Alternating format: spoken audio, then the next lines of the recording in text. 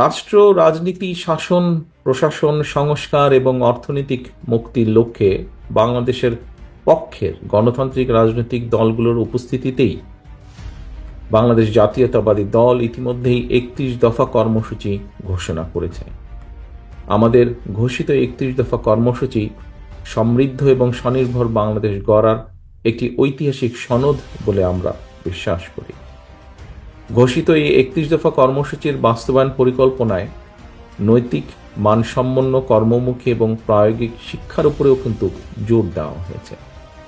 আমরা বিশ্বাস করি যে জনসংখ্যা, অনেকে এখানে একজন বক্তা বোধহয় খুব সম্ভব বলে গিয়েছেন যে শহীদ জিয়া রহমানের সময় যখন খাদ্য উৎপাদন দ্বিগুণ হলো, তার আগে জনসংখ্যাকে অনেকে কেউ বলতেন বার্ডেন বলে অভিহিত করতেন।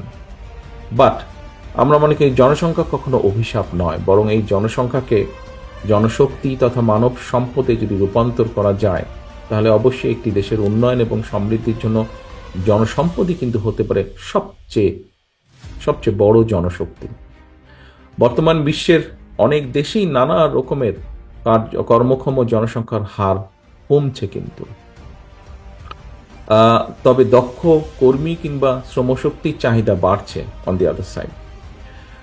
এরকম পরিস্থিতির বৈশ্বিক প্রেক্ষাপটে আমাদের দেশের কর্মক্ষম জনসংখ্যা থাকলেও বিশ্ব বাজারের চাহিদার তুলনায় দক্ষ জনশক্তির অপ্রতুল। সুতরাং দেশে এবং বিশ্ব বাজারের চাহিদার প্রতি লক্ষ্য রেখে আমরা যদি বিভিন্ন ক্ষেত্রে দক্ষ শ্রমশক্তি কিংবা কর্মী গড়ে তুলতে পারি, এইটা কিন্তু আমাদের আরেকটা লক্ষ্য।